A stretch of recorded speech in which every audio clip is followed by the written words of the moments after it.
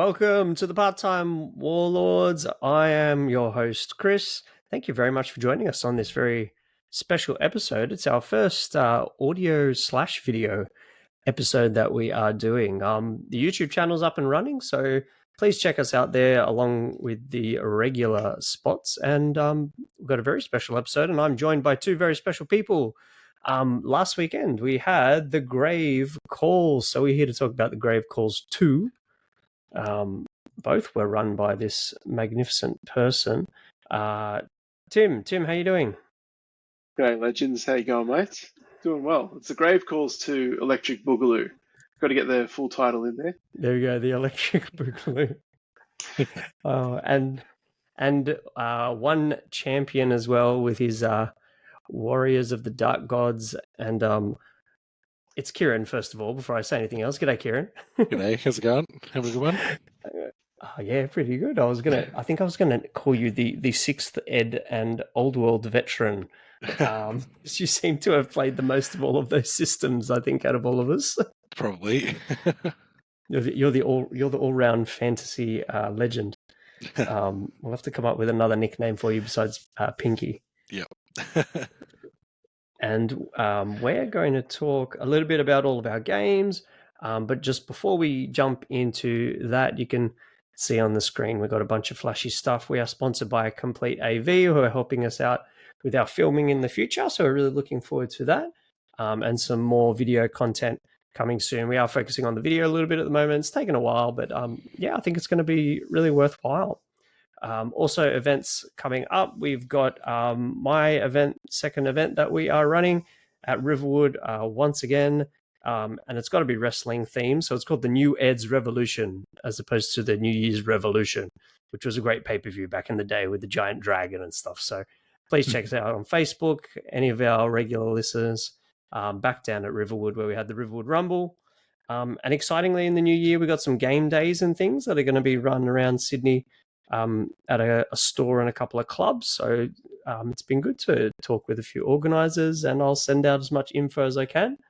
And try and space those events out. And Tim is kind of our liaison for Newcastle. So Grave Calls was in Newcastle, the ancestral home of fantasy in New South Wales.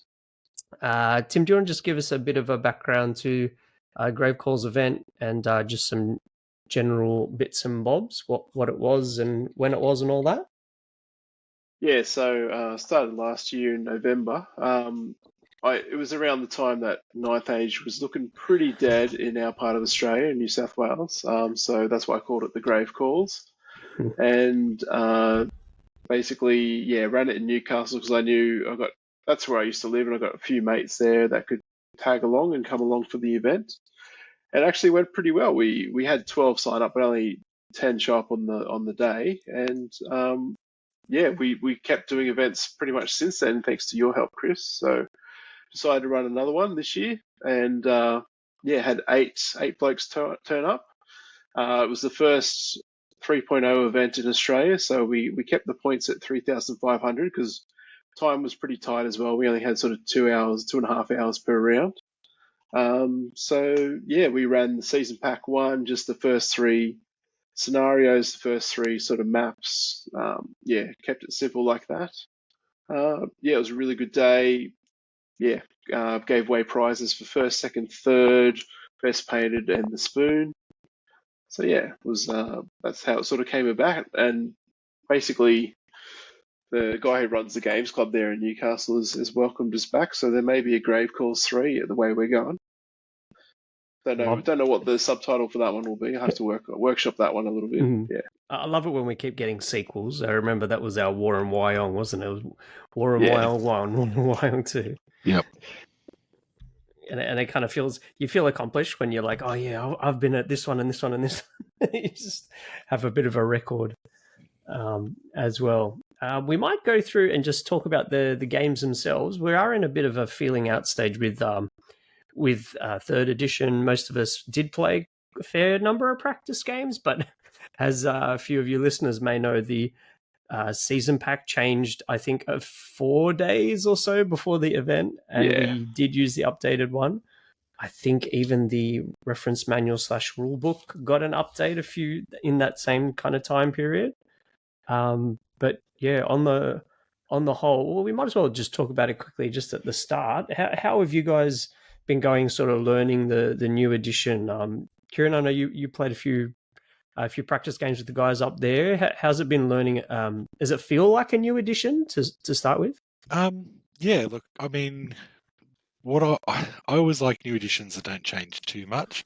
Like, I want to see, a few little jinks and changes here and there, but so you're pushing where the game needs to be, things that were slowing down, things like that, you want to see them changed. And I mean, this edition, I haven't had as much time to sit with it as I would really like, so I've been sort of learning on the go through games. Lots of work commitments and things like that. But what I've been really, really enjoying about it is that the things that I always got frustrated with in previous editions have been fixed. So things like just movement, for instance, basic movement. I always found it, like anyone who knows me knows I played Bretonnians for a while, Kingdom of Aquitaine. And I used to get frustrated with the way that you felt like you were power sliding around the board with the way the movement happened. But now that it's like just the front rank moves and everything snakes behind it, I'm like, it's how I've been saying it should work for 5 years. So it's sort of really nice to see that in as a change. You're not in the design team. No, not at all. I wish I don't have time for that. Of course. But so I've been pretty happy with it. I like the new spell laws. I like that most of them feel like they're useful. I like that even though it's frustrating casting because you feel like you're either risking to try to cast 3 spells or you're definitely getting 2 spells and losing one to counterspell. But I like that it's now like it's a feelable choice. Do you know what I mean? Like it's so that's really good. And then there's a few little grumbles I have here and there, but what edition doesn't have grumbles? So Oh, we can do a bit of a review at the end if any of these things kind of came up in game. Sure. Actually, Chris, I was going to say just the point you mentioned about the rules changing just before the game, the tournament, basically. I found myself a week out sort of reading the wrong rule book because the rule book wasn't changing. It was the reference manual that was changing. And this was communicated, I guess, via a Facebook post, and I'd missed it somehow. So I saw these things about, the active player gets like a magic dice now, and there's this token that you get for going second. I'm like, they must be coming in the later rules. I couldn't see them in the rule book, and I was still reading them. It wasn't until the guys pointed out, and I wasn't the only one. There was Lee on the day. He was very frustrated. Hadn't read the rule, like the reference manual. I don't think he had read the season pack. So it was a little bit confusing there. But overall, do like the new rules and had a great time with them. Yeah, I agree with what Pinky was saying. There was a bit of lost in translation moment when the rulebook wasn't updated. I mean, I figured it out early. I played a game against Lee about 3-4 weeks ago and said to Lee, "Nah, don't check that. Check the reference manual." But there was really nowhere saying, "Hey, it's actually just the reference manual that's getting updated right now." And I kind of assumed that because of all the layout issues, but they only said it like last week in a post saying, by the way, not updating this one because of all the full color images and all the layout issues that it would cause to change around a bunch of text. So at least all they have to do is probably grey it out on the website or put it in like an archive section or something like that. Yeah, just get it out there so no one's downloading it. Until until it's updated. Yeah.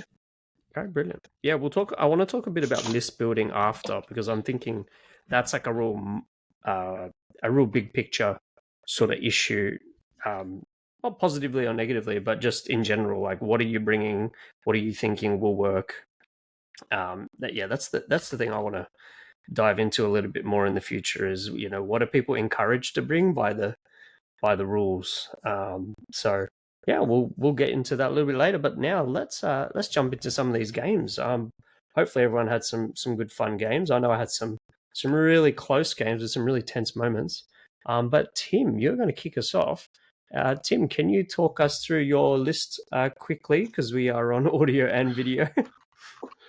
Yeah, no worries. I'll go through it quickly. I've been taking the Doom Lord as sort of my go-to general for a little while now. I love him being in the big old block of Forsworn down there with the spike shields and just the bodyguard rule, and they can just sort of be a bit of a rock.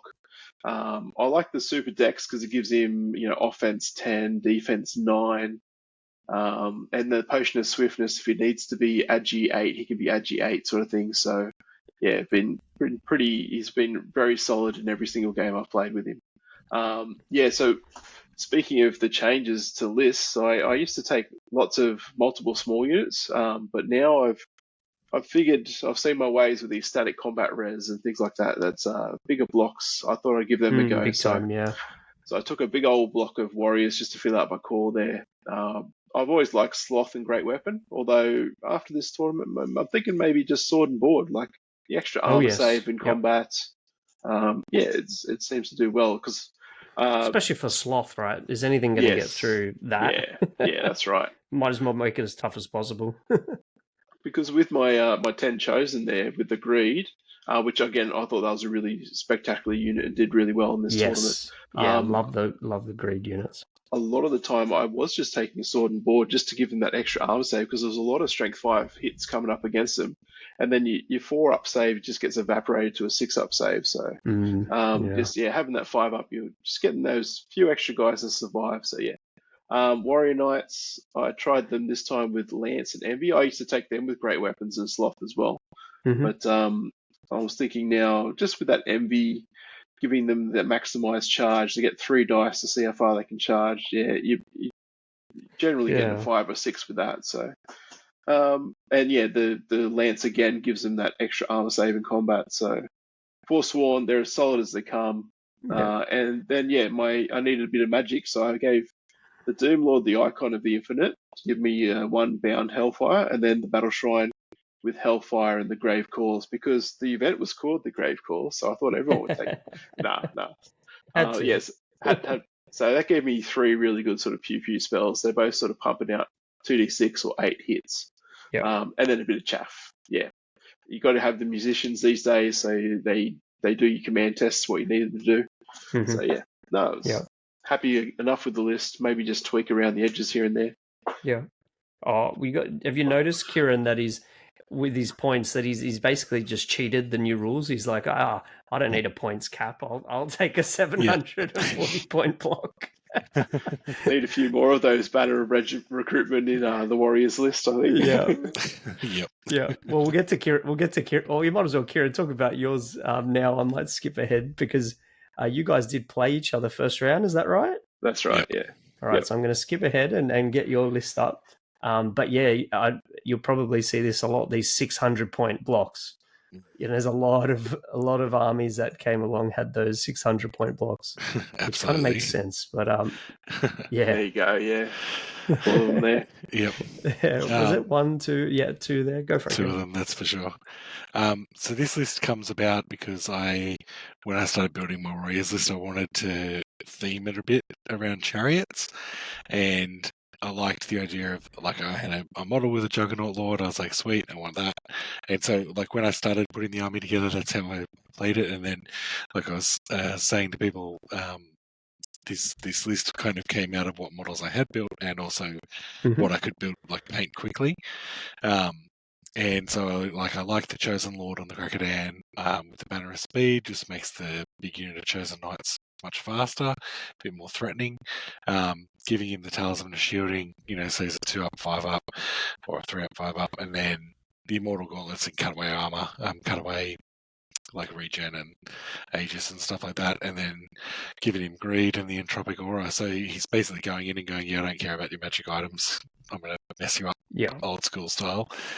And he obviously goes in the big block of Chosen Knights. The actual list, I think we actually ended up having to change it the night before because we realised that he couldn't have Greed and go in the unit. I'd missed that. So we switched it over to Gluttony so that he ended up with the same as everybody else. Oh, yes, sorry. It was the Banner of Recruitment. Yeah, Banner of yeah, recruitment that's means you cannot put a character in there, I think it was. They become exclusive. exactly. And then I'd also missed that Yeah. the actual mark's got to be the same as well. So we fixed all that up prior to the event, but Very good, that's all good. And then Sorcerer with the War Dice. Again, I've got it was a model that I liked. Chuck him in there with a bit of alchemy, band weapons, serious heart, so he hits a bit harder. Pop him in the big unit of sloth warriors with hand weapon and shield, sword and board, and the zealot's banner, just so they've got a bit of extra ability to pump out the hits. 10 fallen, just to fill up the core and fill up my points and sort of be a chaff unit.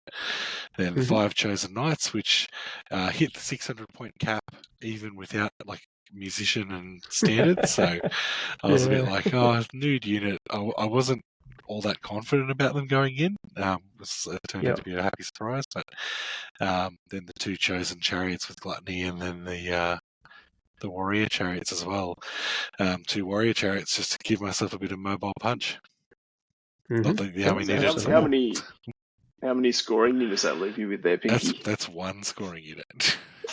1 scoring unit. In the last we was playing Dylan, and he said, "Well, who needs scoring units when you just kill everything?" Yeah, true. Yeah, you do get a few. It's not. It's not the most ideal choice. Yeah, some of the secondaries, some of those primaries and secondaries are literally just kill theirs. Doesn't matter if yours are scoring, right? It's just kill their one. Great. The other thing I was going to ask, so you've gone the master. You've actually got the wizard master. I'm finding it's a fair investment now to get masters. So we've got a wizard master versus the shrine and the bound. Okay. Yeah, awesome. So the shrine had channel 1 and could take 2 spells. So I like the utility of it. It's a good unit. I'll definitely try to take one where I can. Surprisingly enough, with this setup, I was getting 2 spells off a turn, like I'd say 50% of the turns. So it wasn't just the 1 spell. So I was actually kind of happy with my magic setup. Not a lot of buffs there, but a lot of pew pew. Yeah, and pretty cheap, cost efficient. I want to say about the Battle Shrine as well. It was interesting they made it exclusive because it used to just go in your warrior units or your barbarian units, but they've kept it like a light troop, so it's still like just very mobile, just like the single model units used to be in the previous edition as well. So it can get around and cast the spells where you need to. Yeah. Good point. Yeah, it helps with the maneuverability especially for the ranged spells, of course. Yeah. Very good. I think you also what else can you get on it? You can just get the armor debuff and what was the other one? Touch the Reaper or something? Can't remember. But yeah, Grave Calls. Why not? I'll quickly look up the. Wait, I'll bring it up. It's got some interesting choices. I'm only asking because I know I'm kind of fidgeting with which ones I want to give it.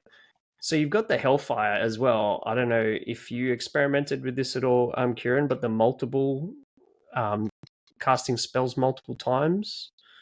I think, you wouldn't have too much, would you? No, not casting multiple times, but the fact that Hellfire works when you're in combat's pretty good.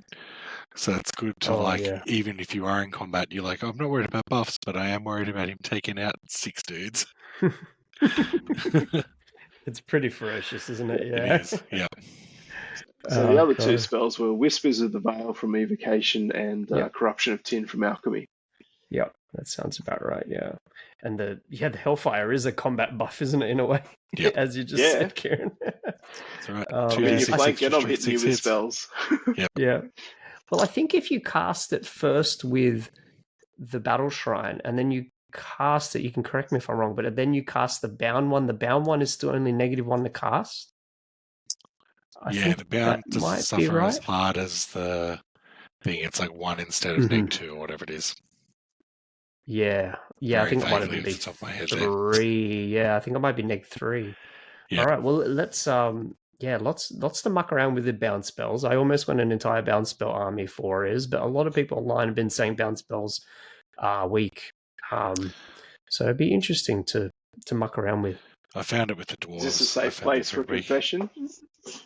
Is this a safe space, guys? Sure, Go for sure. it. I may have forgotten about casting the same spell twice. It has a negative effect for the entire tournament. I apologize to my opponents. Jeez, man. Let's make sure he did it the wrong way around, where he did the bound first, and then the second one is -3. Yeah.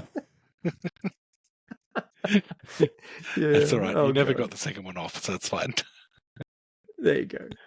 All right. Sure, I'll remember that forever now. I don't have the scenarios up, actually. Tim, if you would so kindly maybe pop in to the players pack and just see if you've got any scenarios for a bit of background info. I do, yep. Yeah, Kieran, did you want to? Well, Tim, when he's got it, he can tell us about the setup. But Well, it's Frontline Clash, so it was you got it. Good on you. the standard deployment, and it was Spoils of War, which is, I think, killing scoring with scoring. Mm-hmm. Yeah. And then, we were playing the secondaries from the Season 1 pack, so you'd have to roll them up. Yeah. So, in actual fact, I didn't set up New Recruit correctly for the tournament, so what I was doing to work out the secondaries was just bonus points, like a negative points for losing the secondary, and then bonus points for winning the secondary. So it doesn't show on that round there, but Kieran actually won this one 19-1 because he won the secondary as well. So cool. Yeah. What was the kind of turning point in the game? What really pushed it towards a big win, Kieran? Probably the biggest turning point was when Tim charged his foot warriors into my Juggernaut cavalry, and the Juggernauts killed like 18 of them in the first round of combat. Ooh. And I do remember this. Yes, I remember this. And then you charged the sloth guys into the big blender unit. Yeah. I think I killed like 18. I deserve this. What was I doing? Next time you're gonna walk them up. You're gonna put the one that is it Van Hels? It's the Dance Macabre that gives you Dying Blow. Yeah, you're gonna get the Dying Blow off, and you're gonna Lesson learned. Yeah, that charge really helped their great weapons, and it helped their sloths. That was a big brain move there by Tim.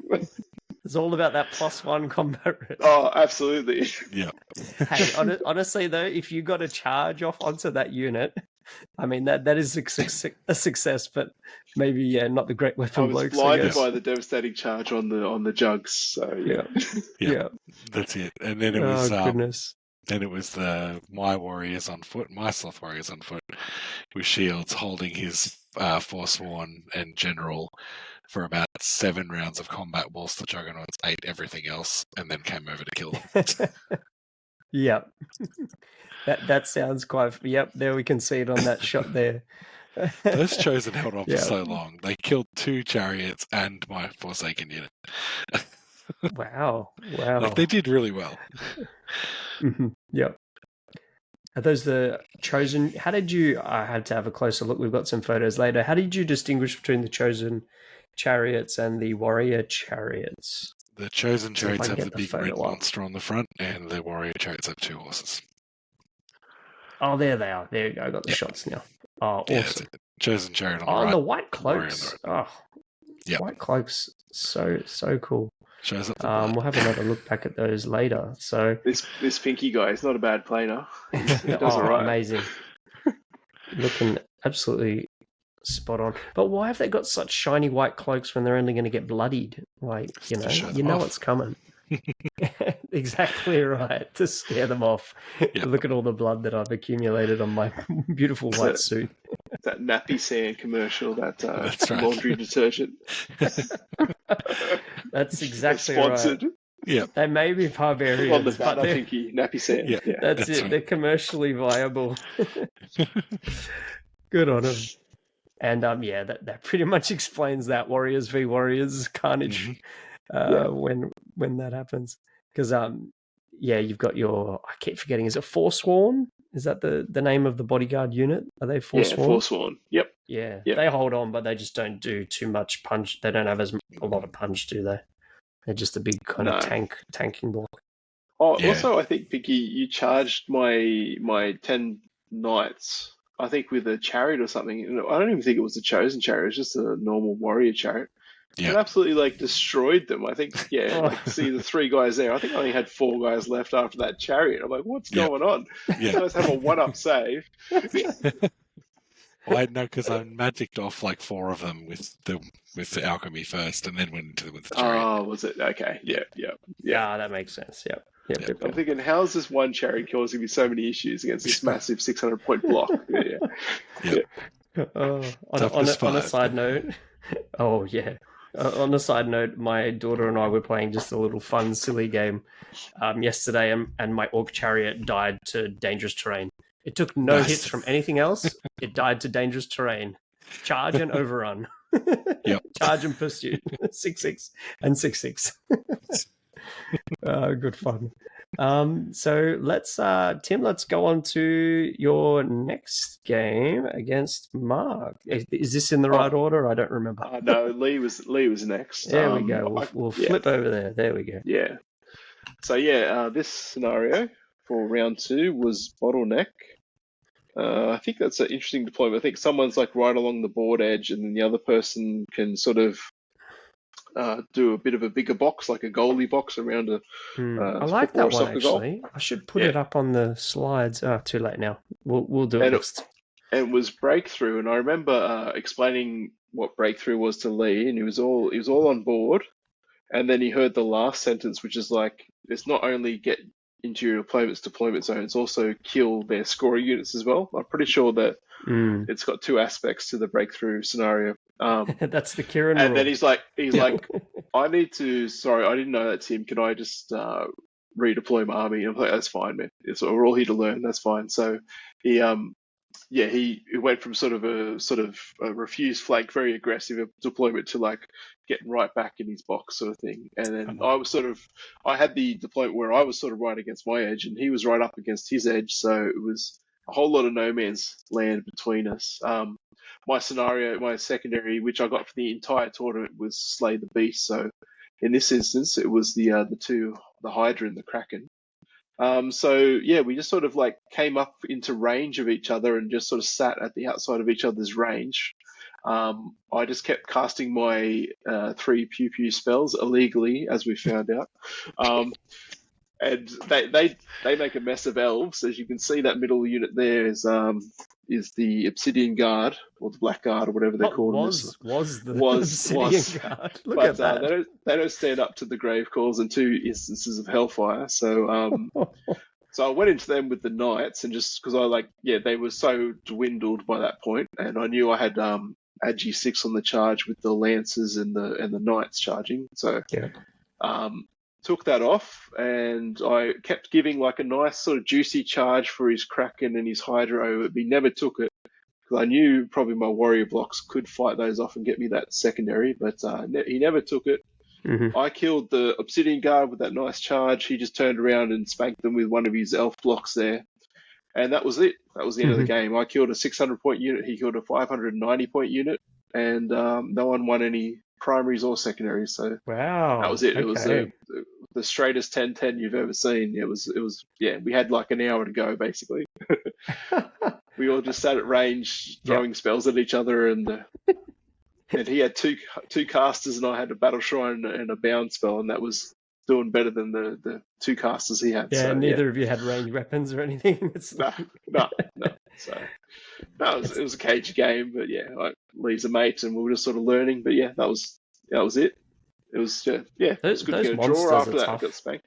Yeah, I still find those monsters to be quite tough, especially for when I'll talk about it later. But that Kraken, especially with the high offense, high defense, and distracting, is still such a tricky unit for some matchups. I suppose you didn't want that anywhere near your multi-wound height. Does it do multi-wound to height 3 or is it height 4 or 5? Gosh, can't remember. That's another bit of homework for me. But either way, it's got some nasty multi-wound, high-strength attacks. Yeah. All right. Yeah, so not much to talk about in that one. So, but Let's jump back to your last game, which was against, we've got it right in the middle shot there. We've got the Kraken, which I believe you put that model together for your mate Mark. Is that right? The Maw, sorry, not the Kraken. Yes. I'm still looking at it going, that's the Kraken. But during the COVID years, well, basically our friend group, we do a Secret Santa painting competition, or not competition, just Secret Santa painting for each other. So yeah, we all sort of nominate models or give models for each other to paint, and then a secret painter chooses one of the models that you've put forward and paints it for you. Cordy's, I think it's fair to say he's not much of a painter, but he did win our COVID. We did our friend group. We did a Universal Battle tournament, and he did win that one pretty handily. So I thought I'd paint him up the Maw as a bit of a prize for that Secret Santa that year. So it was actually the Star Wars toy that I've just stuck on the base and put some extra paint on it and things like that. Put I think it was my daughter's hair clip, which had some nasty teeth when you turned it sideways inside the actual mouth, and put a whole lot of blood for the blood god in there to make it look pretty gruesome. Sick mini. Yeah. Looks great. So this game, again, it was pretty cagey. I think Mark's playstyle, he likes you to sort of, come into his trap and then he'll hit you in the flank sort of thing. He'd put some succubi and the succubi riders on I guess my left flank at the bottom of the screen there, and again those 3 spells illegally were able to kill them, and then the Doom Lord and his unit, you can see he's a little worse, where he had all his bodyguard in the first shot on the left there. On the second shot he's only got 2 friends left, but he was able to take care of those units pretty handily, and then sort of start to threaten his 2 casters, which are those 2 big demons, the Maw and the other demon there. So yeah, my Battle Shrine, which is those the floating skull there, was able to just keep hounding the Maw and hounding the other caster with spells, and eventually he lost both of them because of the spells, and also because of he kept rolling miscasts.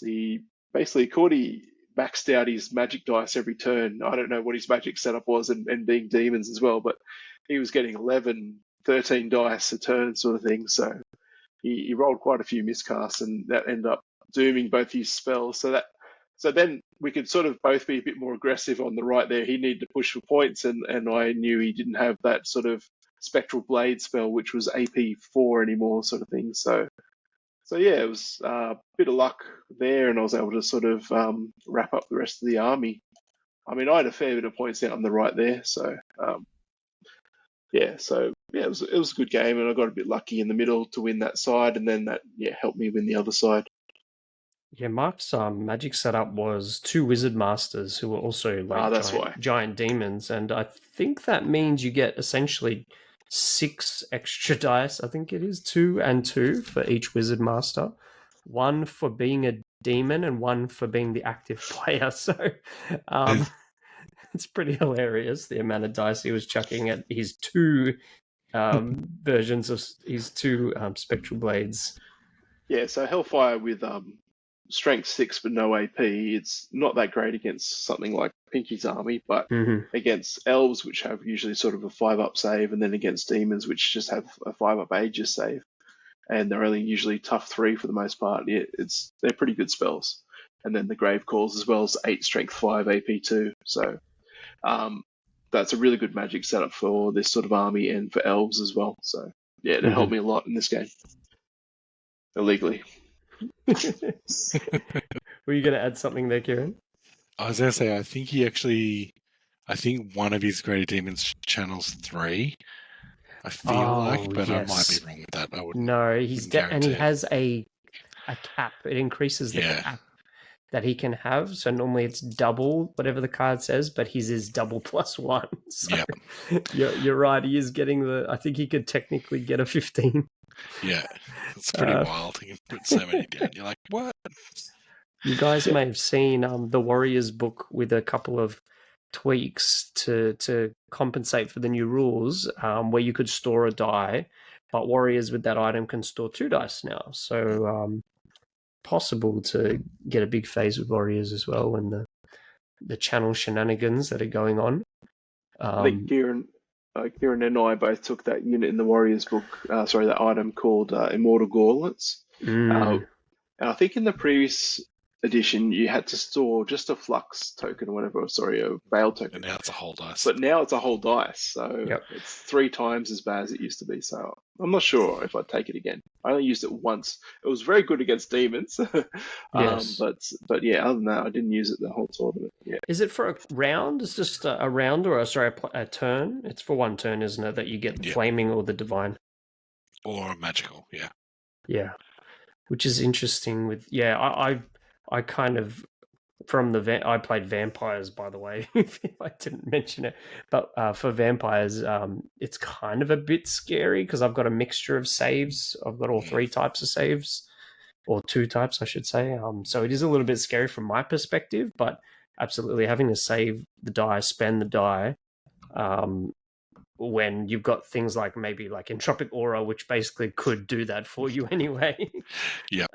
Turn off your Death Cheater, turn off your Destiny's Call. It's Yep. pretty...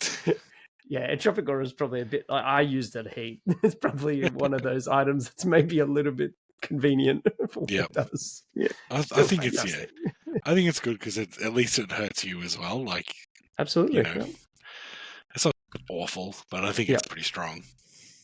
You can only take it on the... you can only take it on the Lord. You can't take it on the Doom Lord, yeah. Correct, yeah. And you yourself, you're probably just taking what, like a halberd or paired weapons, or what was your choice? Yeah. Oh, sorry. No, it's okay. I was just going to say last till the end of the phase. I just checked it. Oh, so not even a turn. Yeah, not even a turn. No. Okay, that is risk. That's risky. Yeah. Sorry, Kieran. What were the weapons that you had? That's okay. I think he was actually just like hand weapon and shield on the day. But I usually try to take him with greed, so he gets the weapon master. Yes, that's a good one. That's a really good combo. Yeah. All right, so there we go. We've zoomed through there. There's the 1 unit trade off. Yeah, that's it. That was the main thing happening in that game. I should mention as well that Mark's army is painted by Kieran, or most of it is. Other than that, more fantastic. And maybe the other demon there. But yeah, I joked with him that they've got a sort of a Martian sort of look. They all look like they're from Mars. It was the red dust. I speed painted it would have been like a 4,000 point army in like 2 weeks with a bit of help from my guys. How did you even? Oh, amazing! A lot of airbrushing. I think he's a machine. Of course. Well done, Kieran. Yeah, you're getting right up there with the number of armies and builds that you've done. Yep. We've gone through your list, the Chariot Star, and there was your matchup against Matt. Can you talk a bit through this matchup? So this is a pretty interesting matchup for me because there's so many units, and a lot of them are very tough in terms of like the amount of killing that they take to get through them. And Matt's a good player. He's certainly someone he's pulled it out of the bag a few times, but we've got a good track record of sort of wins and losses against each other, so that was nice. Going into this game, it was the deployment with a big middle and big edge, so I was like on the little edge. I was sort of held right back, and you can kind of see from left to right there he's got like light troops with spears, big unit of greatswords, big unit of knights in the middle there with the Elector with the sword that auto wounds and ignores armor. His BSBs on that left-hand unit of greatswords too. Then we've got another unit of light guys, another unit of greatswords, and then out on the flank we've got the Pistoliers, and the shrine behind that gives them plus agility and things. And so I think that photo's taken just after my first turn, or I'm in the middle of my first turn, just moving up. And I kind of just pushed forward, and I thought, this game, I want to get into combat, I want to get stuck in, and I want to try to pin as many units as I can, and try to, because I was like, against even regular spears, Chosen Chariot's going to kill sort of 4 or 5 a turn. He's probably going to do maybe 1 wound, so I should chew through the unit and break it before I die. So that was my thinking, and I'm like, oh, we'll see how it goes. And I sort of moved up a bit, and then he moved right up. He ended up moving quite aggressively, and brought his cavalry unit into. I think he gave me a 5 charge on my chosen cav, and so he had the 5 plus the charge on the chosen cav. He had the big unit of greatswords, and he had the 2 spearmen, and all on that other side of the ruin there. And he was like, basically, come at me, because if you charge the big unit of cav, you're going to get flanked by a ton of the light spears. And I was very cavalier. I was like, in my head, I'm like, this is going to be a really tough fight. My chosen are tough, but I don't think they're that tough. I'll just throw everything at the cavalry unit, and I tried to send chariots at the spearmen as well to hold them. But it turned out that none of the side charges made it. Only 1 chariot and the chosen went into his cavalry, and so I was going to cop a flanking from both of the other units. And so he went in with the other units. I think his static combat res was something like 16. It was pretty high. But then, we worked it all out. Did you say 16? Something like that. Yeah, it was really, really high. Because the side units, it could be double digits, yeah. Exactly, because he had flank 4 ranks, 4 banners, including the BSB.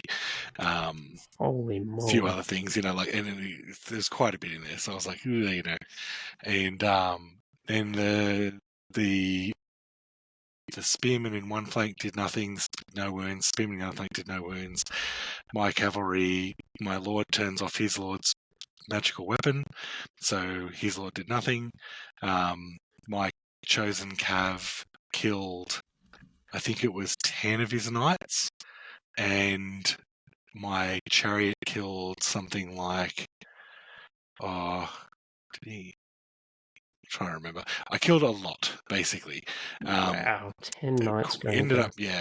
Killed 10 knights, and then a bunch of the greats.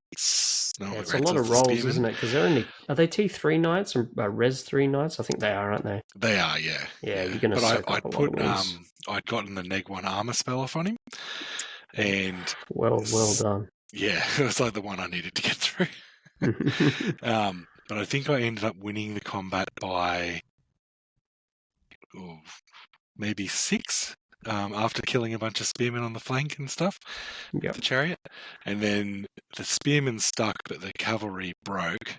And because the juggernauts weren't pinned by spearmen, they overran and took out the general.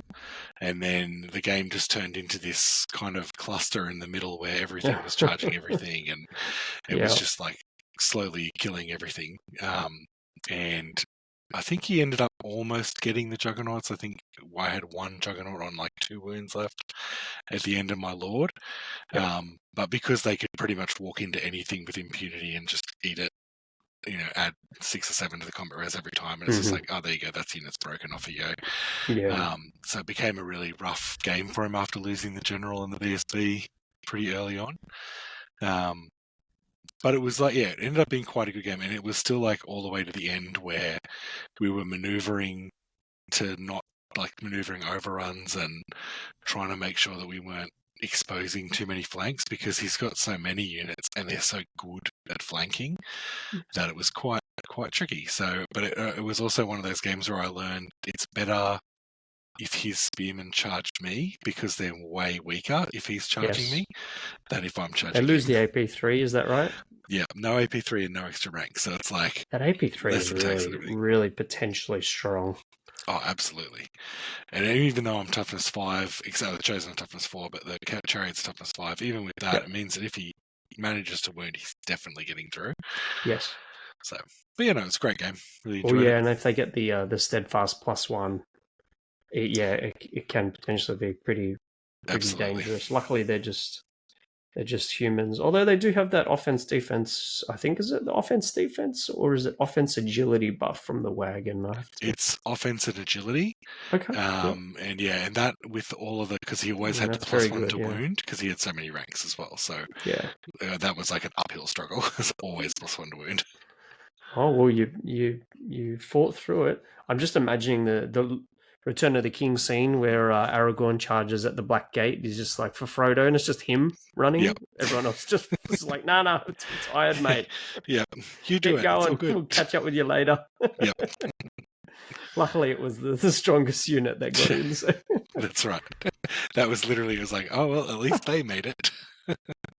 So this sets up the matchup with Dylan. So So you got 11-9. This is the interesting game. So Dylan's list's got the Dragon Mage, it's got the Frostfire Phoenix, it's got a big unit of like 38 Spearmen, 20 Lothan Sea Guards, 16 of the Queen's Guard Archers, I think, the Koenig Tower Mage, and the BSB who goes in the Sisters, and he's also got the 10 Dragon Princes with the banner that steals one of my magic dice. I hate that banner. Oh my god, too. I hate it. And it should be like a 100-point item. Oh, absolutely. And then both of the Spearman blocks have the +1 to charge, +1 strength banner, or whatever it is. So, you know, they're pretty gnarly.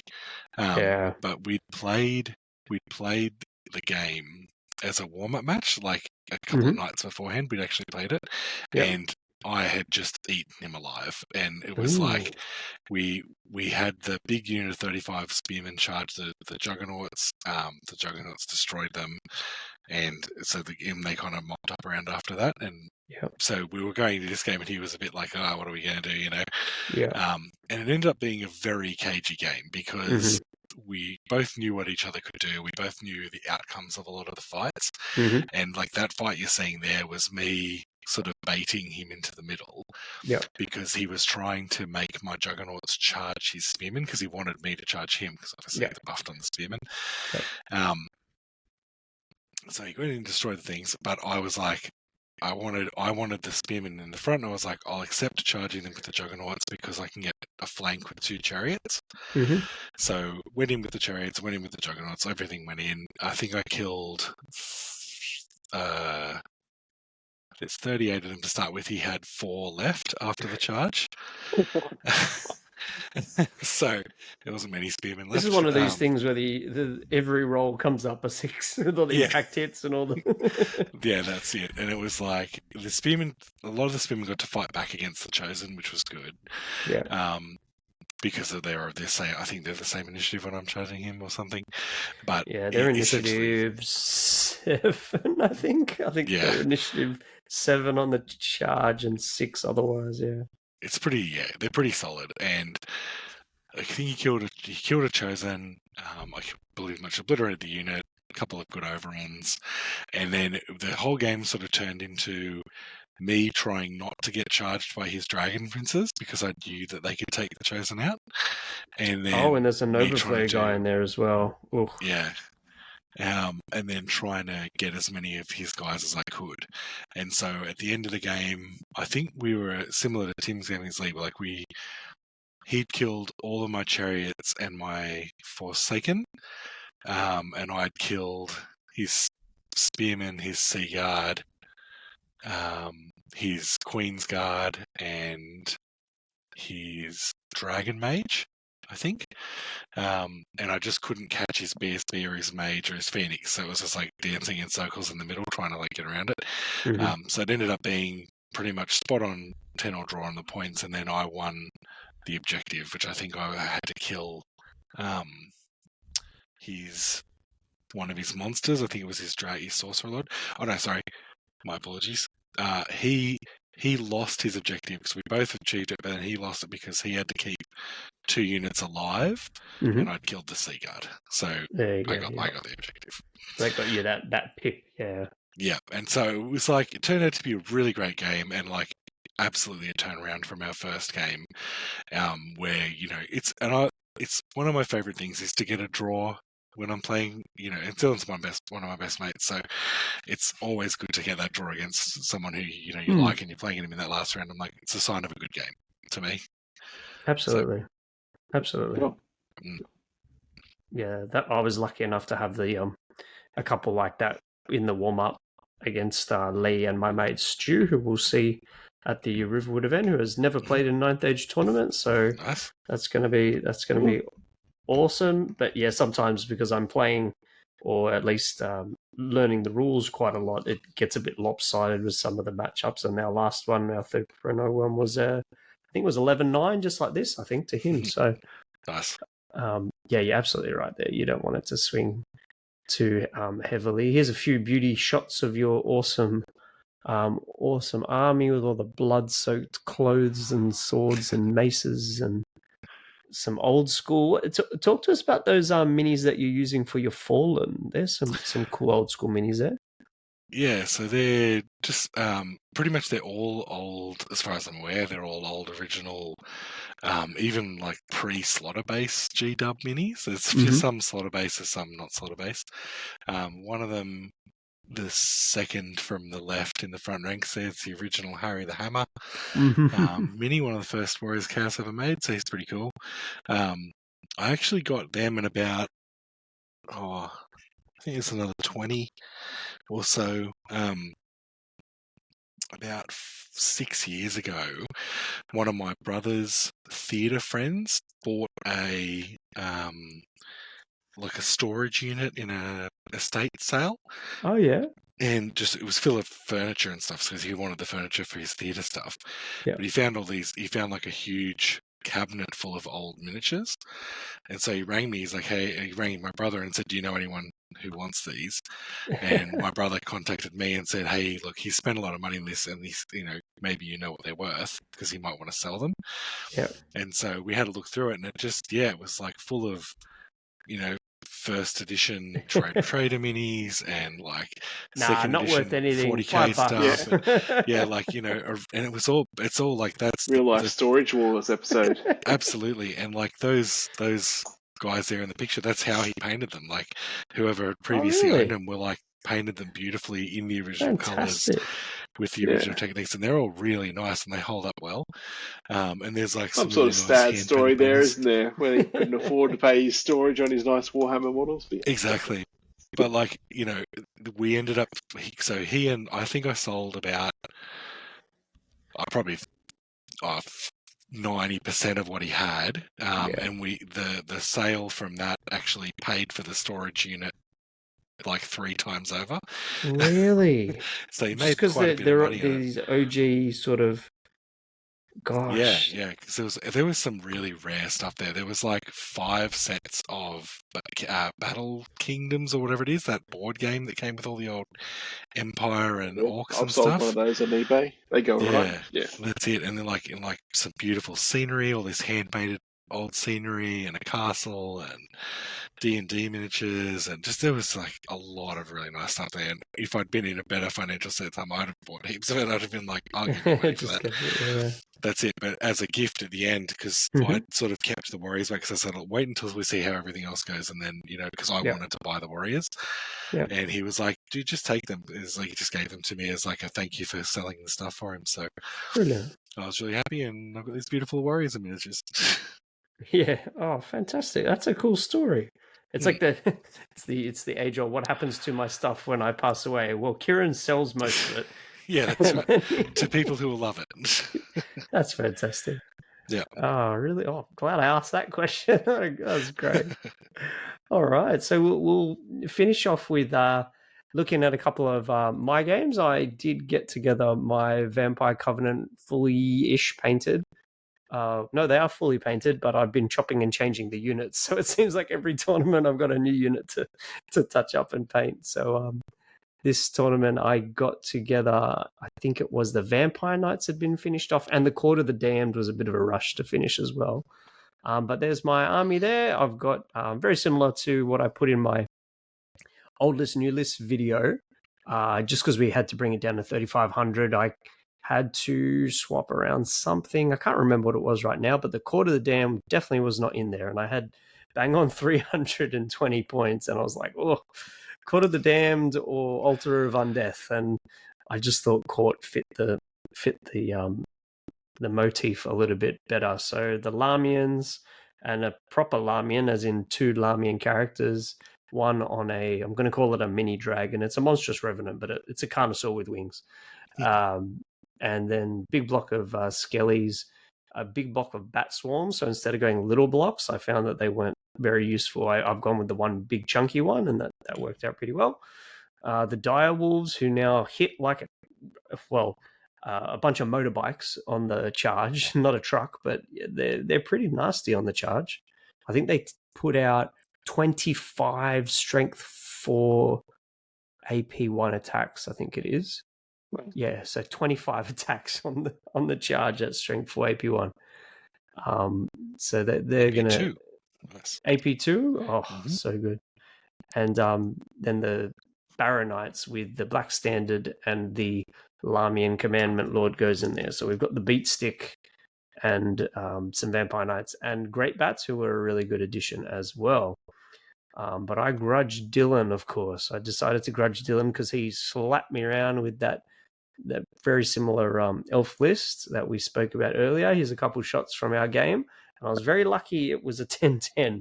It may have been an 11-9 to him. I don't remember about the secondary thing, Tim, but it was super close anyway. I think I may have also forgotten that he killed my lord later in the game in a duel. So I'm not sure we added that 100 points, whether that would have changed it or not. Because he had this Nova Flare Lord that you can see on the left there. And it looks like my vampire is his mates with him, but he is not in any way, shape, or form. We were kiting each other for 50%, 60% of the game. You can see my Great Bats there and my Lord jumping in. You might notice that the Vampire Lord on the mini dragon has got 2 wounds left already, and this is like turn 2 or turn 3. Because in one turn of shooting, the Maiden Guard did 3 wounds to a res 5. Only has a 4-up, 4-up, but still 4-up, 4-up's not bad. But yeah, it did 3 wounds in like turn 2. Oh, the Maiden Guard is so good. Even without the AP, they lost AP. Yeah. And the shots ripped into him. Oh, God. Yep. Court of the Damned's a real centerpiece model, isn't it, for you?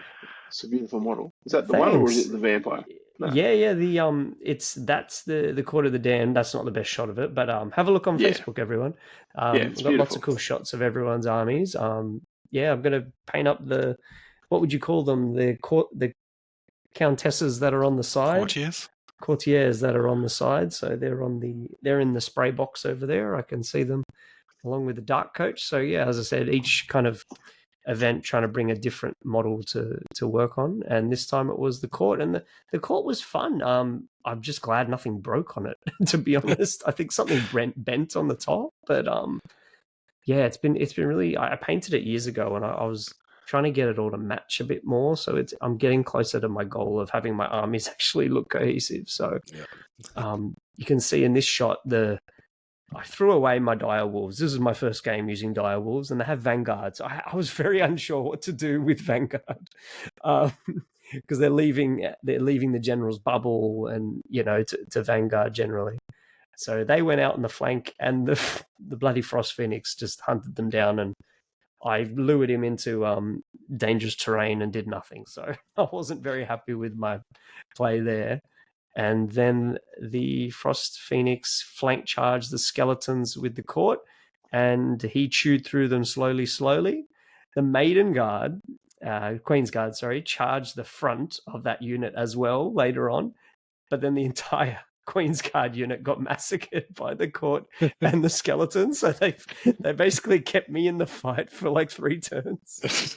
There was only the BSB left. Yeah, it was only the BSB left because he was quite tough. But yeah, feed the res 3 elves into the Court, and I did. You guys probably saw I put a comment up on the 9th Age community page saying, "Does the Court give the buff to itself?" Yeah. So apparently it does. I didn't know that. So it would have been offense 7, which is kind of nuts. Offense 7 attacks. But either way, Solid. the court was all right. It didn't do anything too flashy. I honestly just wanted it there to have a massive combat res bubble. And sneaky good thing, and I don't know if this is the right ruling or not. I think it is, because it's in the big unit and it's going to be steadfast a lot. You're getting +1 to wound on the court, and +1 to wound on the court is very, very good. Yeah.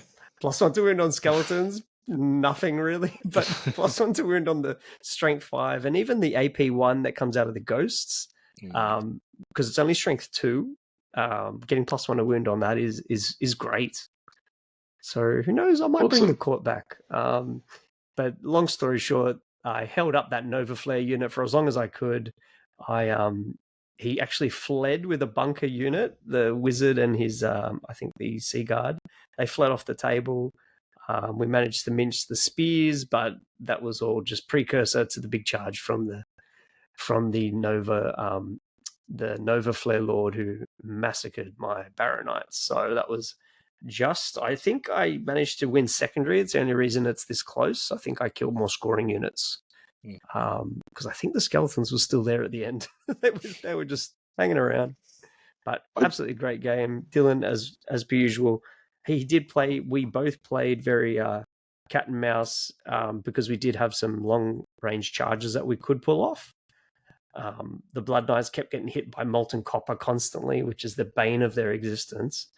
Bloody molten copper on my Vampire Knights. They attract it like bloody honey. And yeah, that was very close, and I'm glad it was close because I thought I was going to go down big time. So quick lucky look, me. Chris. So yeah, you did win primary, but Dylan did snatch the secondary. So yeah, it was a close game. And is that your new basing as well, man? This basing you got on the skellies and the bats there, it looks amazing. I did muck around with it a little bit, just trying to make it look a bit richer. Yeah, it's like a fur brown that I kind of did a bit of a heavy dry brush and also try to what would you call it, like splotch it in, water it down a bit and kind of do patches of it in places. Yeah. I'm just it's great because like a big part of my hobby has just been learning as I go. Because I was never going to win, best of anything, but I loved trying to get the colors to match. So I think I'm getting better at it. So I appreciate it because I asked Tim for a lot of advice on basing last time because you had some real cool pop-in bases. Make me want to up my game. They look really good. Thanks, buddy. I appreciate it. And then we had the Dwarven Throng. We've had Max on the podcast before talking about the Dwarven Throng. So if you guys don't know, Max has basically got every dwarf infantry unit except the ones that shoot in his list, and one Thane, and every other unit has either a shield or a great weapon. And if you look at the photo on the right, you can see the wave of warriors with shields that went up against my my blokes. It was a really it was a bit of a tricky game because you might see on the top you can see the big old ghost train. That's what I should call it now, the ghost train, the Court of the Damned. Because I deployed first, and then he kind of vanguarded and maneuvered his guys in a certain way that I basically neutered the use of my Blood Knights.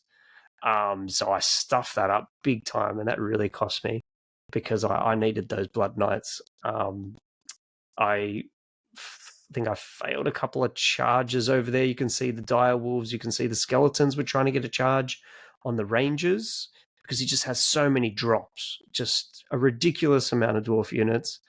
And he bogged me down. And the funniest sort of thing that came out of this game was on the left photo there, you can see I've forgotten the name of them now, the Deep Watch, the Slayers, and the Kingsguard into the front and both flanks of that Barrowguard unit, Barrow Knight unit. And I won the combat. Oh, what? What? Twice. So with all that static res, somehow he lost the combat twice because discipline, courage is so good they didn't run away, but they eventually got down and won the combat. But my characters were just super tough, hanging on there and just doing a lot of damage to Lamians with great weapons.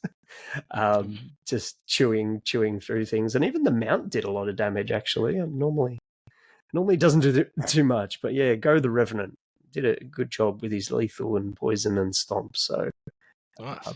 but yeah, I got surrounded at the end, and I just didn't have enough to take him. I really neutered myself with the bloody Blood Knights, who got flank charged by.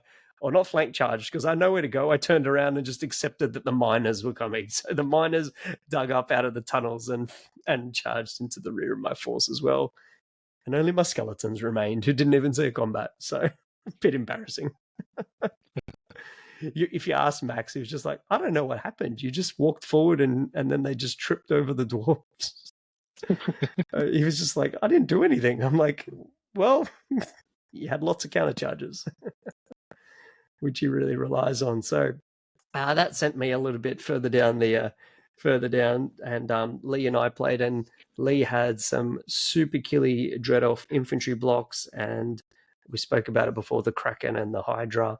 The Kraken and the Hydra, basically, it was a bit of an interesting one. My Bat Swarms have been doing great. They're just so good at soaking up enemies' damage, and just because you're often hitting on 4s at best, usually 5s. So the bats got eaten by a Hydra, but very, very slowly, just a real slow digestion process. And the Kraken eventually got fed the Blood Knights, but unfortunately that was all I lost. So I was able to get the double charge of my Monstrous Revenant Lord with the Baronites, which pretty much could destroy any unit it touches, essentially.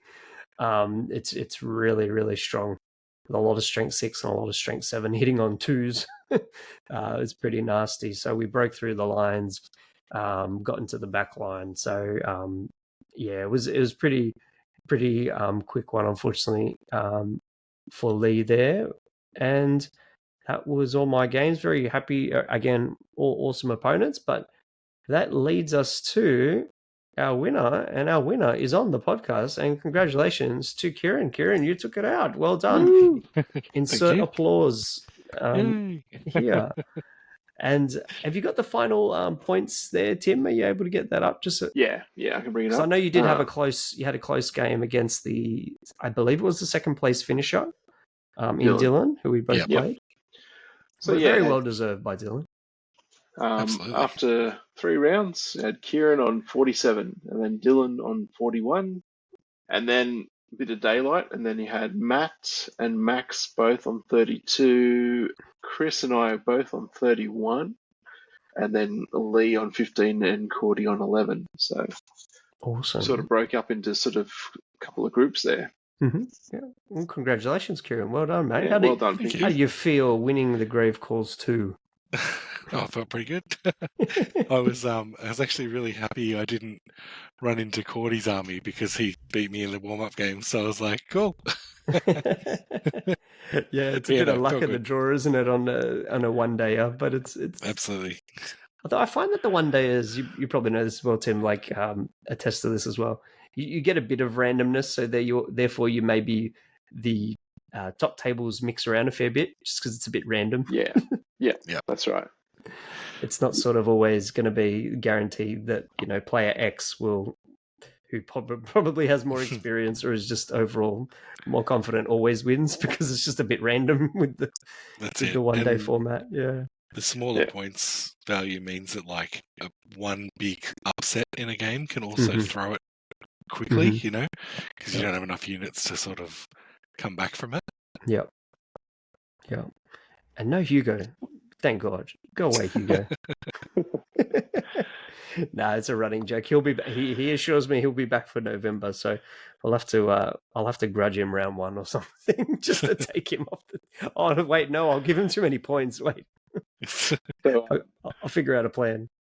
Round 2 and round 3, we played with the Ancient Ruin rules. What did you guys think of them? I liked it. In round 2, didn't really change much for us, just as we both had it and we were in the middle, and we kept forgetting that we had a spell, and then the same thing against Dylan. I don't think anyone actually entered the ruin, so it didn't really bother me too much. I liked, sorry, I just was going to say, I like that you had the cards under them. I think first game we definitely did use it, but then Dylan again, actually, Dylan, I believe, had the spell because it was the closest caster, is it? Closest character gets the bound spell, yeah. Oh, okay. Yeah. I wish I was closer because I actually could have made pretty good use of it, to be honest. He just had so many other cool spells he wanted to cast. I remember in my second game, it was against Lee, and Lee hadn't read the season pack, as we explained earlier, because it was a bit confusing. Okay. And I was making such a big deal, like when you enter it, something good can happen to the unit, something bad can happen. And I think we drew the one that was like, nothing happens to the unit. But then I did get the spell. I think my Doom Lord got the spell where I could raise back my guy. So I was able to raise back a knight. Was it Fountain? Something like that, yeah. Nice. So that was sort of a new experience for me playing Warriors, able to raise back a knight. But yeah, so overall I thought that cool. It adds a bit of flavour to it. You know what? In lore, that probably would be happening. I'm listening to those Gotrek and Felixes that you sent me, Kieran. Oh, yeah. And I swear the demon is just like, no, you don't die today, and just brings the warrior back. Yep. That's how it works. 100% would happen, yeah. They're so good, those books. Yeah, they are, aren't they? The other hot topic was from looking at the forums is the secondary objectives. So we've got the primary objectives and then the secondary. I saw a lot of commentary on the forums. I only just had a quick glance saying, get rid of the secondaries, get rid of the secondaries. It's not meant for tournaments. What do you guys think? Is it overly negative, is it? Okay. I thought so, yeah, when I was just having just an anecdotal brief glance. But what do you guys think of having a secondary as well as a primary? And you had to roll for it. I'm going to go and get mine up again because I did have to write them down a number of times. So I think it was demonstrate superiority. I think I had the master the veil. Is that right? That was a tricky one. I really should have looked into them before the tournament. I know a few people just saying, it's only 1 point, it's only 1 point. But for example, I had the master the veil. You had to have a unit with channel within 9 inches of the center. Oh yes, Cordy had that one in our game. Yeah, and I'm like, oh my god, I only have 1 unit with channel, and generally it's charging off getting points. So it did actually, and I like this that it made me rethink what I was supposed to be kind of aiming for, and actually not throwing it into combats just to get, like obviously I could get more points by destroying units, but if it's turn 5, turn 6, and there's not too many points on offer, I really got to consider pull that channel unit back, and maybe even in the future try to get a different unit to have channel.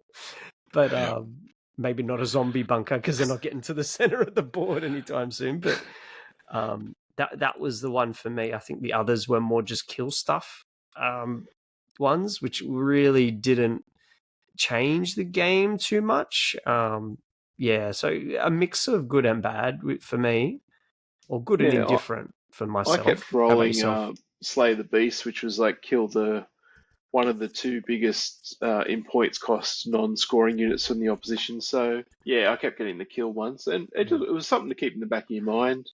I didn't mind having that little bit extra. Like Cordy had the same one you were talking about with a channel person within 9 inches of center. So yes. I think he couldn't win it if I had also my channel person within 9 inches of the center. Yeah, so it made me sort of deploy my battle shrine towards the middle of the battlefield. So it was sort of little bits to think about here and there. So if only I had a 10 wound giant blob unit with channel to sit in the center of the battlefield. I think the secondaries are good. I don't think they're varied enough. I think every army should have like 6. Mm-hmm. And I like them, and I know this is going to sound super ironic given the army that I've just taken to this tournament, but secondaries and primary mission objectives should encourage games to not be won by just killing your opponent. Yep. And I think this is where 40k really did quite well years ago when they started putting more emphasis on secondary and primary and objectives and things. In that you can kill a whole opposing army and still lose a game because you didn't do your objectives. Yeah.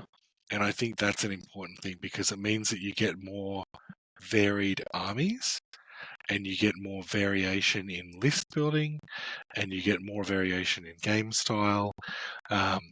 Because then you're not necessarily you could be the kind of player who just sees the battle as a kill zone, knows how to execute it, builds an army to do the plan, and you kill the enemy. Mm-hmm. But if your opponent's someone who maybe they're not so great, maybe they're like the kind of person who's like traditionally unlucky with the dice or whatever, or they feel that way, they can try to win the game a different way other than flat out killing the opponent. Yeah, by maneuvering or table quarters. I'd like to pick your brain about that actually in the future because I think I wrote that in something similar in the rulebooks feedback doc that just went out yesterday. I think it was. So something about does it increase, like you said, the variation in what people are taking and how they're playing it could be quite valuable to the long term sort of vision that they're going for. I think they do want to do that. They're just baby stepping it. They're not quite sure how to get it there yet. Yeah, it just allows them to make units like this unit might not be so good at killing things, but it's quite good at this objective, Yep. So you take it because that's the objective that you think you're going to do or something like that, Yep. And I mean, if you're too worried about the randomness of the secondaries, you could just go for a tournament. You've got your 6 secondaries on your cards or your 3 or whatever, and each round you choose your secondary. Mm-hmm. And it's it's not going to make any difference if you get to choose it or not. Not really. No. Even with I was wondering, Tim, because I'm putting the players pack together for New Ed's Revolution, November 30 Riverwood. But you could do, even with a 1 day, you could just go, you start off with number 1, then you get number 2, then you get number 3. Absolutely. To speed things up, or you can't double up type of thing, and you just do 1 of each.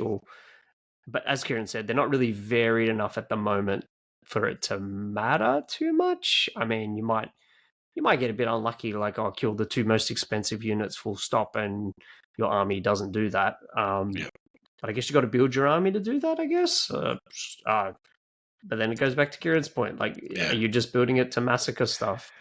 That's not worry about, I mean, I don't think we saw a lot of chaff. No. At all in the games that we played. I mean, which kind of might have matched up for some fun games, but there was not a lot of chaff. Yeah. Not a lot of chaff. Not aside from Max's army, obviously, which is a bit of an outlier. I wouldn't say a huge amount of variation. I mean, yourself, Kieran, have you taken a list like yours with the big Karkadran or Chosen Knight block before? Not in a tournament setting. I feel like Starkey did back in the day. Stuff.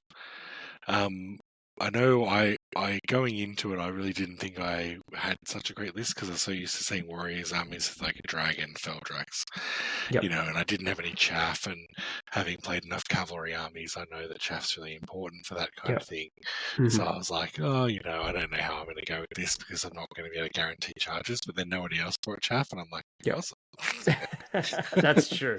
That's true. You've got these giant meat grinder blocks and no chaff. And the one time I did get chaffed, it was Tim's little unit of flares or whatever they are, and that just made my unit more powerful because it gave them the +1 strength. Oh, shit. That's like a nightmare. That's a nightmare. That just getting the +1 strength off. Yeah. Oh god. Contributed to the 18. Yeah. That's right. Looking at that slide there, we've pretty much already started talking about it. I want to talk about Magic. How many miscasts did you guys see? A lot, I think. I would wager a lot more than in 2nd edition, right? I feel that way. Yeah. Yeah. Yeah. I think with my very limited Magic, I miscast 2 or 3 times throughout the event. A lot of the times because I was rolling so few dice, or it caused my opponent to dispel it anyway because they didn't want to be hit by it. Mhm. But yeah, certainly Cordy with his 2 Wizard Masters being demons. I don't know how else he tooled it up, but he rolled 3 miscasts, and they're all like the ones where everything in the unit's getting hit by 4 strength 4 hits or whatever. So Mhm. yeah. Yeah. Yeah, I Yourself, rolled a Kieran, few. did you have many? I rolled a few. I think every opponent I had rolled 1 or 2. Not millions, but like definitely more than I'm used to seeing. I think like now that you're like kind of need 4 dice to get a spell, it's Mhm. like it just Yes. feels more common. Yes. Yeah, I can. I don't think maybe 2 times, 3 times that I can remember in second edition seeing miscast. Yeah, just a lot of 2 dicing, 3 dicing. Now it's all 3 dicing minimum, isn't it? It seems like. Yeah. Yeah. Especially with like, well, I'm learning the hard way. If you've got a spell that's a 6 up or a 7 up to cast, tossing 2 dice at that is super risky. Absolutely. I kind Even of at think like a rise, it's on a 6, and I'm like, no, I can't roll 2 dice because I fail it all the time. yeah. I think like they got rid of the War Machine misfires, didn't they? Yes. Because that's the thing. So just get rid of magic miscasts. Like Yeah. do something else Nah. with it. I don't know. Like you don't need it. Well, if you're following their line of thinking, Tim, they probably would have ages ago, right? Because it's not really in the spirit of what, the fine balance sort of engine that they're going for. But yeah, I'm just happy that some of that stuff is still in, if that makes sense, Kieran, just so that it's not, like it does have a bit of silliness to go with it or a bit of cataclysmic explosion to go with it. Because you can still you get could the keep big... it in and just make it less impactful. Like Yeah. you're not going to lose. It feels bad if you lose your wizard to roll it, just a bad roll. Like without any opponent input, without anyone else doing anything, you haven't done the wrong thing. You just roll badly, and you might not even roll badly. You might roll 4 6s and just go gone. Like I just think maybe change up the table so it's a bit more like wild magic or something, or like have a wild magic table where it's like you miscast, you roll 555, so you cast this spell instead. Interesting. Like just something totally random. Yeah, interesting. Yeah, I definitely think there's some kind of back and forth with it, and it definitely got a bit of streamlining. As we're just finishing up talking about, sort of our impressions, streamlining is like obviously going to be their number one sort of thing, and it's like every time you lose a die, so basically every time your next spell is going to take a hit, or you're not getting another spell essentially, because as you said, you're rolling 4 6s. Are you going to roll your 7 dice at that 4 6s spell, or just let it go through? And then I had that happen against in practice game against Cordy the night before, and he cast Spectral Blades, and I went, you're going to hit Amnesia. I think I might let this go through. Yeah. So he forgot Spectral Blades, and it helped me out a bit. And it punishes the casters who are by themselves as well. So you've got to have like a bunker unit that can cop the hits, which might not be good for some armies, right? Or discourage play of elves on horses in horse blocks. KOE, sorry. Oh no, I've lost 8 Grail Knights. With my 8 die casts. Yeah. They're all strength 8, AP 8. That's it. I still like wizards being able to go down the hole. I think Cordy sent his wizard down the hole in his second round. I think it was against Dylan or whoever he played. Oh, wow, that's an expensive, big magic demon phase. Down the hole. Maybe so demons need some like defense. Maybe demons need some defense against it. That would make a little bit of sense, right? They do like come they from the veil, don't they? for being bad. Oh no, I've gone home. Yeah, it's. You know what's something I'm quite interested in is. Yeah, they haven't really put too many directly stated limits on like channel and stuff like that. I know we have the excess dice and stuff like that, but really at the moment you could kind of within the framework of the game take whatever you want and try it out. As Kieran just saw, like if there's no chaff, there's no chaff. If people have got no magic, there's like I've seen 2 or 3 lists with no magic even just looking at a video that went up yesterday for an American tournament, and there was like a bunch of no magic in that as well. Yeah. So yeah, I guess you get what you pay for is maybe what they're leaning towards. Yeah, especially 'Cause, because there's now yeah. no detriment to taking no magic defensively. Yeah, It's yeah, like doesn't make any difference. yeah, yeah. I guess unless you're a dwarf, but I guess is that what they call an opportunity cost? Yeah. It's just like don't take channel, don't get +1 to dispel. Yeah. Yeah, it's interesting, isn't it? Not having any casting modifiers seems quite tricky. Yeah, I think this is like kind of what I was saying earlier, where it's like it's gone from I've got 9 dice, I can probably get 3 spells off, and Yep. my opponent will probably stop 1 or 2 of them. Yep. To I've got 9 dice, I've got to roll 5 at one and 4 at another. Yep. Because the spell casting value is higher as well. Yeah. And I don't get any bonuses, so it's like, you know. Yeah, it's a bit more threatening. tricky. Yeah, and what's the point of having, traditionally, at least in second edition, Tim, I think this anyway, having like heaps of spells was really good. Yeah. Yeah. Whereas now having heaps of spells is kind of just it's purely utility because you're never going to get them all off. It's just Yeah. keeping. Yeah, yeah. And you get more spells now. Yeah. In general. Like, I've always thought the ideal number of spells is 6, where you've got 3 buffs and 3 offensive spells that you can use like over range. Mm-hmm. Like that's always been if I'm building a list, I'm building for 6 spells because I want to do 3 threatening spells during my first couple of turns and then 3 defensive spells during my second couple of turns. Yeah.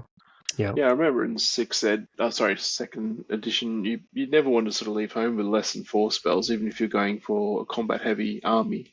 But yeah, you're not going to get 4 spells off a turn, really.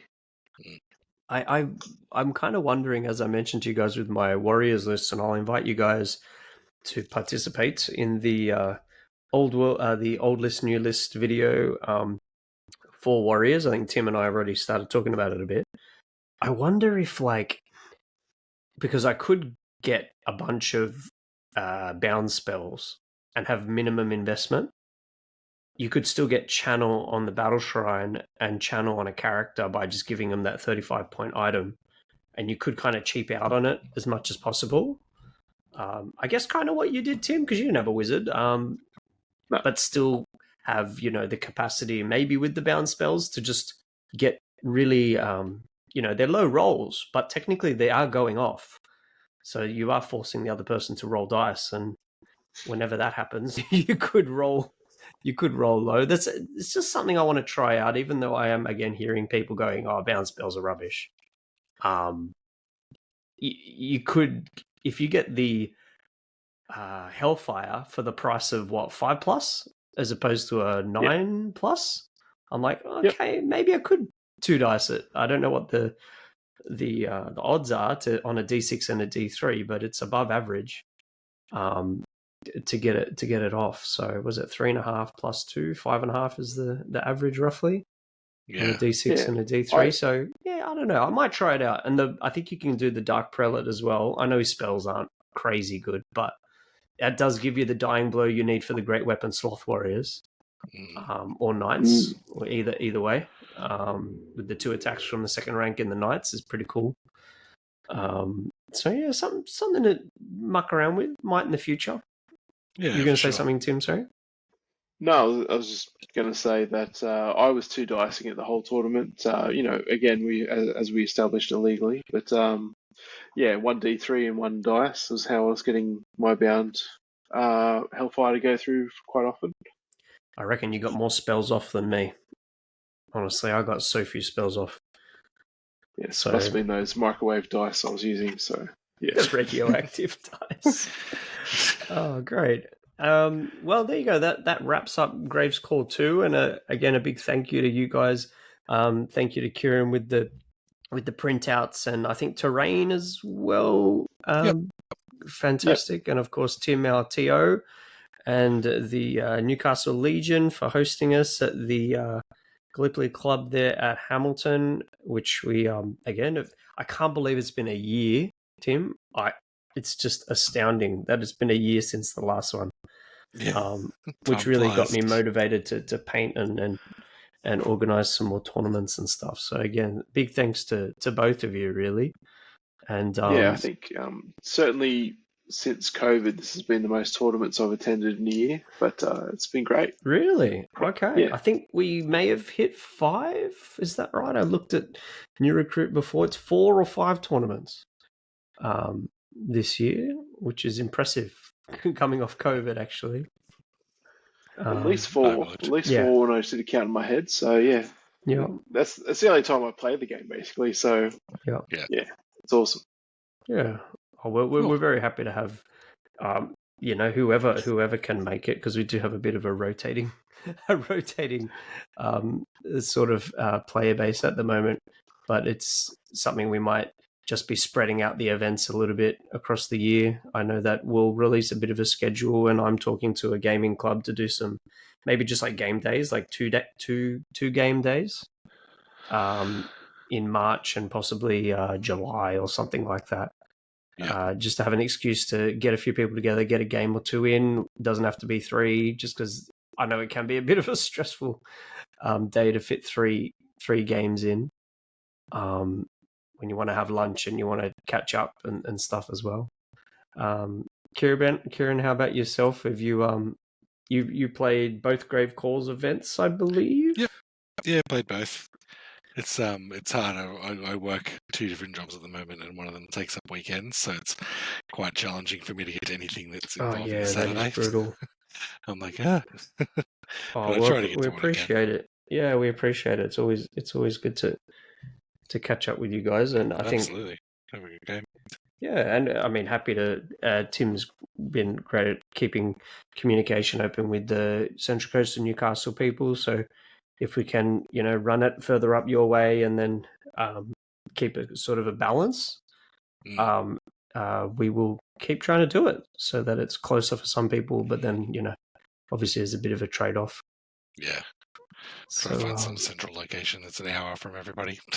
yeah, that's kind of ideal, but we don't have one at the moment. So if anyone's got a suggestion, I know that something around. I personally find something around that North Sydney sort of area might be doable.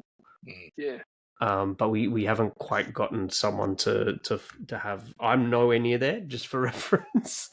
And I think Tim, you're kind of a bit further out west, so it's a bit tricky. Not like you, Chris. You certainly had to put in the yards going north there. Yeah, further than me. I'm already sort of north a bit, but yes, a bit out west. I had no idea what was going on. I ended up at Parramatta. I'm like, I don't live near Parramatta. The tunnels took me in 3 directions. I was so confused. But yeah, I got home pretty late on that Sunday.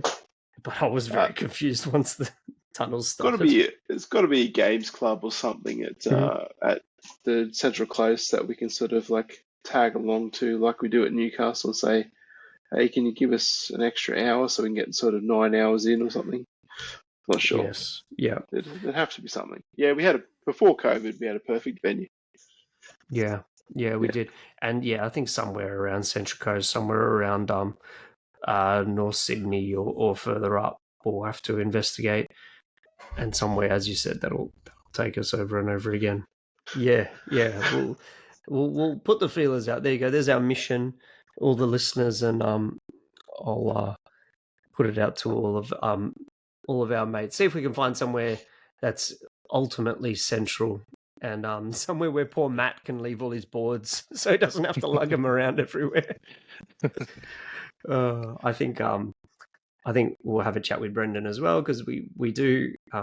Complete AV did sponsor us to get some boards and trestles and a bunch of stuff. We got some video equipment. We actually are in a pretty good spot. It's just finding the time and the getting everyone on the same day to get organised. So again, appreciate you guys very much. And there's lots of things coming in the future, and hopefully we have a Graves Call 3.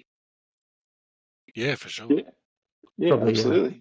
You reckon similar time of year, Tim? Does that seem to be the sweet spot?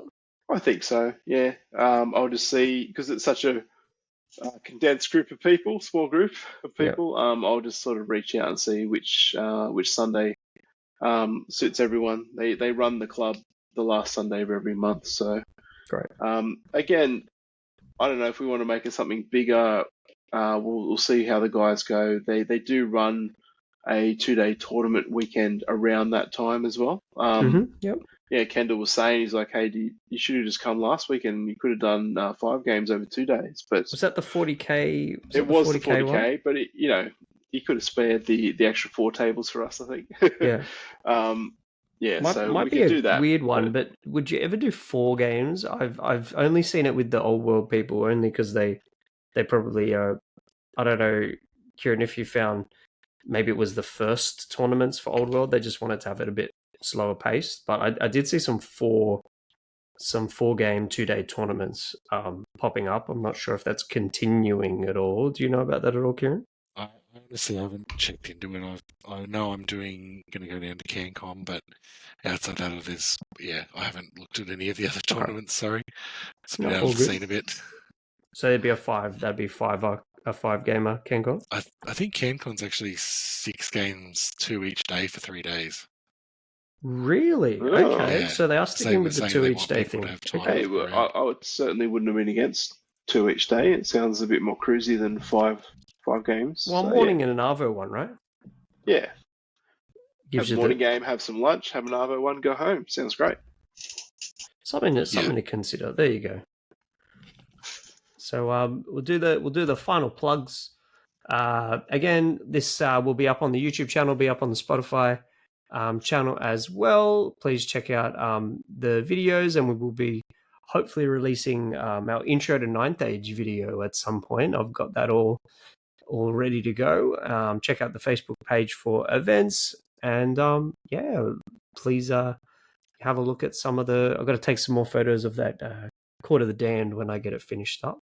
But we really appreciate you guys listening, and anyone who's not in Australia. I know there's a few non-Australians who are following on with the Facebook page now. Thank you so much for your interest, and please comment and let us know how or what you want to talk about, and we'll make it a topic in the future. Hey Chris, who won Best Painted? I did. Woo. Come on. It was probably because Kieran got the first place, so you could have given him the Best Painted as well, because I voted for him. No. I voted legitimately, for Kieran. I think he had one more point than him. I'll vote for Kieran again next time, because it's absolutely gorgeous. Cheers. Congrats again, Kieran, as well, for winning the mate. Thank you very much. Well done. Insert round of applause. Thank you. All right, champions. Again, thanks, Kieran. Thanks, Tim. And thanks, listeners. This was the Part-Time Warlords. Have a good one.